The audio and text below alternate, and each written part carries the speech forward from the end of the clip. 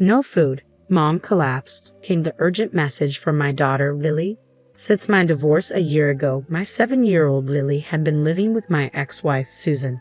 Today, Lily called to tell me that Susan had become dangerously thin and had been hospitalized. Lily, what's happening? I send $2,000 every month. Why? Daddy, please help Mom. The desperation in my daughter's voice spurred me into action. I left work early and rushed to the hospital where Susan had been admitted, praying for their safety as I hurried into a taxi.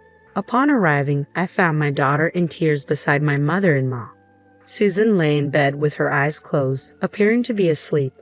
How is Susan, Mother? I asked anxiously. It's a mess. Hospitalized for malnutrition. Pills are piling up. Malnutrition. She said she was on a diet and hardly ate. I told her many times to eat more. I couldn't believe she had neglected her health to this extent. Daddy, will Mom be okay? Lily's voice trembled with worry. Yes, sweetheart, she'll be fine. She just needs to rest in the hospital, and soon everything will be back to normal. Really? Lily clung to me, her tears quieting as she took comfort in my reassurance. A faint smile appeared on her face, but as I held her, I noticed something unsettling. Has Lily lost weight too? I wondered. That's normal for kids during growth spurts, my mother-in-law said, trying to ease my concern. Is that so? I deeply regretted how ignorant I had been of the well-being of Susan and my daughter. Reflecting on our past, I realized I was the cause of our divorce. Back then, as a salesman in a major corporation, I was so busy that I could hardly come home. I left everything about the house and our daughter to Susan, neglecting my responsibilities as a husband and father. This neglect made Susan deeply upset, leading her to ask for a divorce.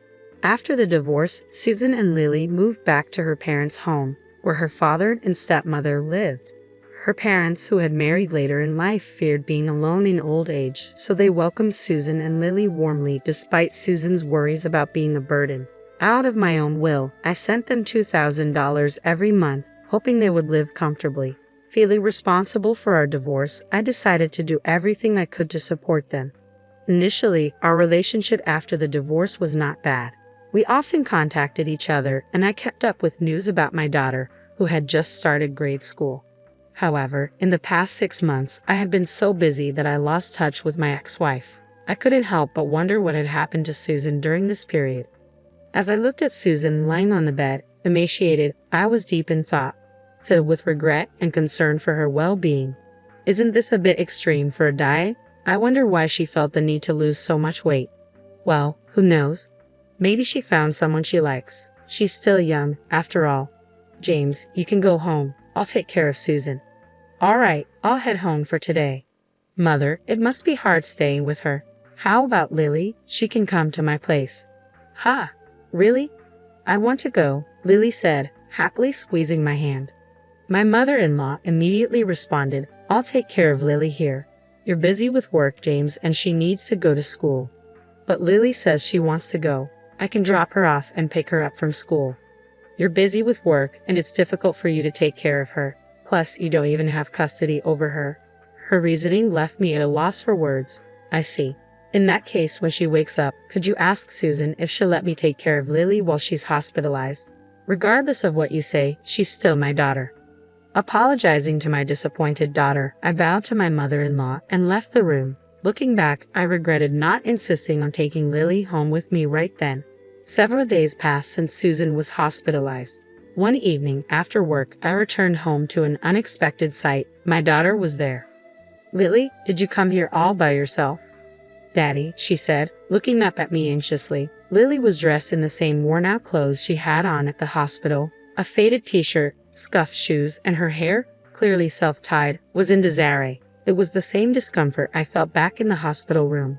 At that moment, consumed by concern for Susan, I hadn't paid much attention. But now, the realization hit me like a wave of failure as a father. Inviting Lily into the house, I offered her a cup of hot milk. Doesn't your mom buy you new clothes or shoes? No, it's not like that.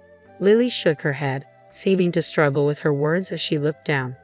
I've been working hard, sending money so you and Mom could live comfortably. Has it not been enough? Dad, that's not it. Lily's voice trembled, her eyes brimming with tears. I placed a comforting hand on her back, silently urging her to speak. After a moment, she seemed to gather herself, taking a deep breath. Grandma does mean things to me and Mom. She barely lets us eat. No way. Is that really true about Grandma? It's true. I manage because I get lunch at school, but Mom's always hungry. That's why she collapsed. And Grandma goes out every night, and when she comes back in the morning, she always badmouths me and Mom. Since we moved in with Grandma, Mom has been treated like a servant every day. Lily's words, punctuated by tears and frustration, hit me like a ton of bricks. Could Susan's malnutrition be caused by her own mother? How could this happen? If I had stayed in contact, maybe I could have prevented this. Feeling a mix of frustration and helplessness, I bit my lip only to feel a small, warm hand gently touch mine. Dad, don't cry. My heart clenched as Lily bravely smiled at me, holding back her own tears. With her encouragement, I resolved to help my ex-wife and daughter. About a week later, I received a call from the hospital about Susan's scheduled discharge. Normally, the in-laws would have been the first to be informed, but I had made arrangements with the hospital to prevent that. I had become suspicious of my mother-in-law, noticing how she always obstructed my visits with Susan and limited our communication. Her incessant calls, even when Lily was staying with me, coupled with Lily's troubling stories, convinced me that something was amiss. So, I decided to take Susan directly to my house on the day of her discharge without informing my mother-in-law. When Lily and I arrived at the hospital, there was Susan, thinner, yet with a much healthier complexion than when she was admitted. "Thank you for coming to get me. I'm sorry for the trouble." Hearing Susan's voice properly after so long quickened my heartbeat. I was immensely relieved she was alive. Just as I breathed a sigh of relief, Lily rushed to hug her mother. "Mom, I'm so glad you're okay now." "Lily, I'm sorry for worrying you." Their emotional reunion brought a lump to my throat, but I knew we couldn't linger for my mother-in-law to arrive. Hastily, I ushered them into the car and drove home. "It feels nostalgic," Susan said, relieved, as we arrived at the house we once shared. Waiting for the right moment when she seemed calm, I broached the subject. "Actually, Lily told me something." As I asked Susan about the truth of Lily's words, her eyes widened and she awkwardly averted her gaze. What Lily said was true. After our divorce and my return home, my mother began treating me like a maid. Even when I started earning from work, she took all the money. There were even times she wouldn't let me eat because she claimed I didn't earn enough. "Why didn't you talk to me about it?" "How could you say that?" "I couldn't ask for help because I was the one who initiated the divorce. We hadn't been in touch recently, so I assumed you found a new partner. I didn't want to interfere with that." "A new partner? No way. Besides, didn't I transfer $2,000 to you every month? How did you fall ill?" "If you're lying, I haven't received anything." "I'm sure the money was transferred just fine. It should be recorded in your bank book." "My mother took both my bank book and debit card. She told me that you stopped sending money a long time ago, that you found someone new, and had abandoned me." I was stunned. If only I had kept in touch more diligently, this wouldn't have happened, but it's too late to regret it now. "She also took my credit cards and used them without my permission." "But couldn't you have run away?" "If I did that, they would turn on my father, who was left at home. I can't leave my father alone." Susan choked up as she said this. My mother-in-law was a big spender, and when Susan and I were still married, she would often come to us asking for money. Despite this, she was generally pleasant and kind, so I believed Susan and Lily would get along with her. However, the moment Susan moved back home after the divorce, my mother-in-law seemed to transform into a completely different person. She neglected her household duties, spending her days out and taking out her frustrations on Susan and Lily when she ran out of money. My father-in-law, a quiet man, couldn't stand up to my mother-in-law, so he turned a blind eye to her behavior. He offered no help, leaving Susan to endure it alone. But I let Lily suffer. I'm a terrible mother, aren't I? That's not true. The one at fault is entirely my mother-in-law. I see, thank you. With that, tears quietly streamed down her cheeks. A few days later, I waited for the day my mother-in-law would be out and headed to my in-laws' house. When I arrived, my father-in-law, Apollo, greeted me with a deep bow. "I'm truly sorry. I've done a terrible thing to Susan and Lily." "Sir, I've heard about what my mother-in-law has been doing to Susan and Lily. I came here to help them." Upon hearing my straightforward statement, my father-in-law gradually began to speak. "I noticed what she's been doing, but I turned a blind eye. I grew afraid to speak up as I saw her change day by day. But I can't bear to see my daughter and granddaughter hurt any longer. His voice trembled with regret. Like me, he wished to protect them both. Sir, could you lend me a hand? I requested his assistance in monitoring my mother-in-law's activities, where she went, how she spent the $2,000 I transferred, and how Susan's credit card was used. Subsequently, I also initiated my own investigation into my mother-in-law's actions. Where have you been? The hospital bills were expensive. You really are one hell of a burden. I overheard my mother-in-law's harsh words to Susan during a visit to their home. On another occasion, I accompanied Susan to her parents' house. As soon as Susan entered, I could hear a loud voice berating her. Ignoring my surprise, my father-in-law turned to Susan and asked, "Are you all right?" Susan trembled in fear from the berating.